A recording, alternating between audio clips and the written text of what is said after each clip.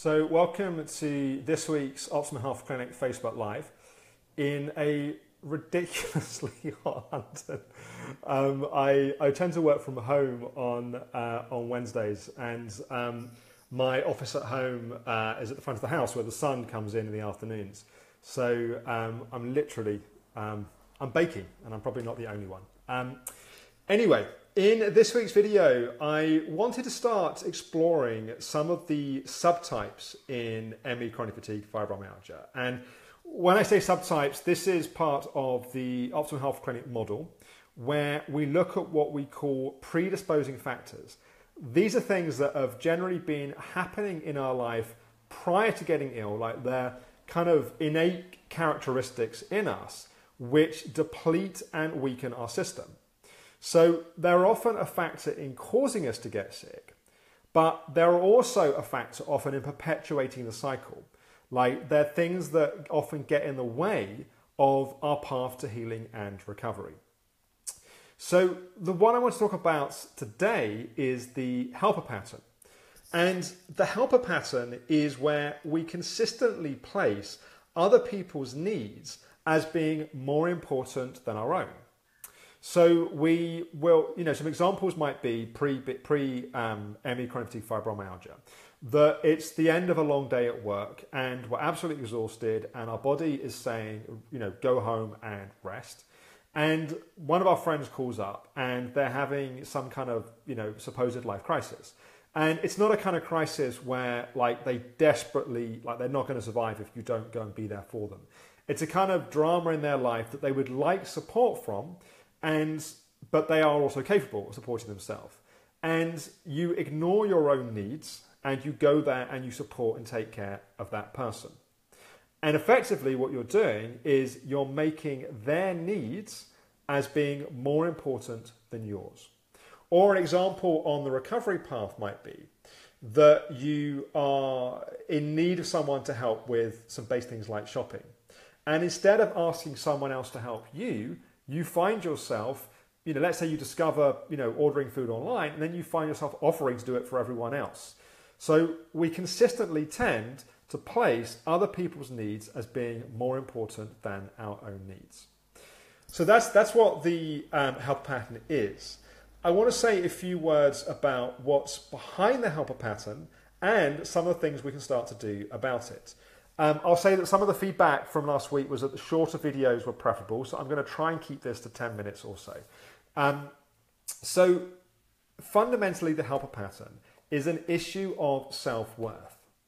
It's an issue that we are valuing other people's needs to be more valuable and more important than our own needs. And indeed, we're finding our sense of self-worth by what we do for others.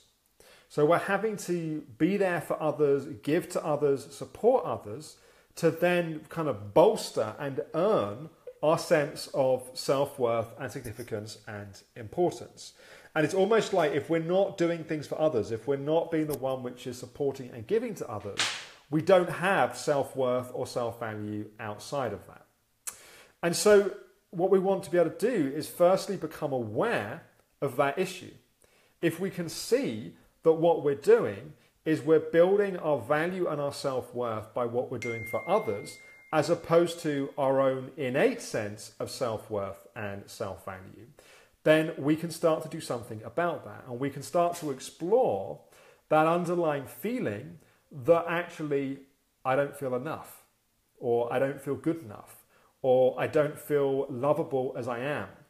I feel that I have to do and give to others to then get those feelings of being lovable. And so, in a sense, the starting point with that is to start to just fundamentally work with our own feelings of self-worth and significance. And if we can start to work with those, then it's almost like the more of our own inherent self-worth we have, the less of a need we then have to do things for others to feel that we have value and self-worth. The next thing is, as we start to have more of our own self-worth, is also then to start to understand what are our own actual needs. And the kind of irony of this is often when people have a tendency towards the helper pattern, they are very good at identifying what other people need and then supporting and giving that to them. But if you ask them what they need or what they want or what's important to them, often they'll say, well, I don't know. And you'll think, well, you must know. The truth is often they actually genuinely don't know at that point because they've spent so much of their life not paying attention to it that they're not tuned into it and not listening to it. So there can be a journey as we start to value our own needs as being important and significant, and then starting to go, well then actually what do I need? Like, what's important to me? What if I could take care of it would support my body in being in a more of a healing state and being more settled? What would support me emotionally? And then what we need to start doing is meeting those needs. So step 1 is we work on our self-worth. Step 2 is we get clarity on what our needs are. And step 3 is we start meeting those needs. And that can be very simple initially. It can just be starting to do some of the things we might have done for others and starting to do those things for ourselves. What will often happen as we start to do that is we'll find ourselves slipping back into the old pattern. We'll find ourselves unintentionally suddenly doing things for other people and ignoring our needs again. And so we have to go back, of course, to work on our self-worth, identifying our needs and meeting our needs. But we also have to break the pattern of getting sucked in to other people. And that's almost like that's a process primarily of self-awareness. And one of the things that will support building more self-awareness is doing what we call a thought diary. And a thought diary is at the end of each day, you almost reflect on that day. It's kind of like, it's effectively journaling of that day, of the different ways that you perhaps did or didn't take care of yourself, and the other ways that you perhaps took care of others and ignored your own needs and feelings and emotions. And the more awareness we can build about that, and the more consistency, and often we'll see the same patterns repeating again and again, the more we have awareness around that, the more we can actually catch ourselves and stopping doing that. And that can be a process, and that process can take time.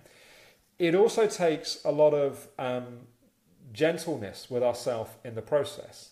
You know, there is a kind of habit and almost like a kind of addiction to taking care of everyone else.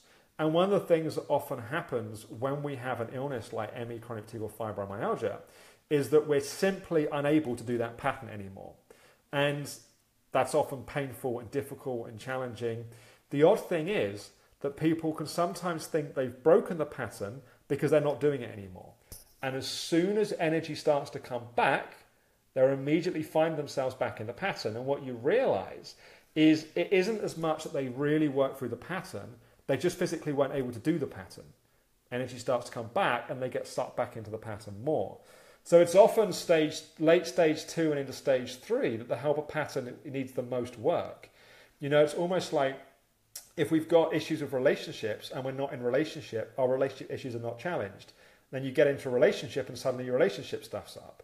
If you've got a helper pattern and you're cut off from the world because you're not unable to engage much in the world, and then you start to get well enough to come back into the world, that helper pattern starts to come in a lot more. And so it can require different levels of awareness at different stages. And the more we build that awareness, it doesn't always mean that we're going to break the pattern, but it makes it easier. And sometimes what we need is some outside perspective, some perhaps therapeutic support in terms of building up our own self-worth. So fundamentally, beyond the kind of habit of the pattern, we haven't got the emotional charge of the pattern that we're needing to do this to feel our sense of significance and our sense of value in the world.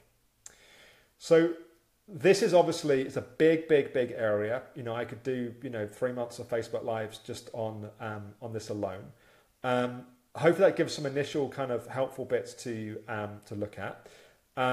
Thank you guys for the comments. I can see Jenny and Tracy and Lynn and Lisa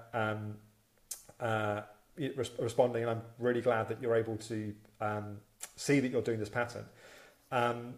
It takes time, it takes patience, it takes practice. If there are any immediate questions now, I'm happy to answer a question or two. Otherwise, feel free to comment underneath. We all learn from each other. And I know that people, especially the Optimum Health Clinic Facebook group, I know people have got a lot from sharing experiences in there. So I think what I'll do is, not necessarily in subsequent, immediate kind of following weeks, but over the coming months, I'll definitely do a Facebook Live on the Achiever subtype, like anxiety and helper subtype. And I'm sure in time, some of the nutrition team will come on and do some on the physical subtypes as well. So I hope that's been useful. As I say, I'm trying to keep these a bit briefer, but thank you for watching, and I will talk to you again next week. Bye-bye.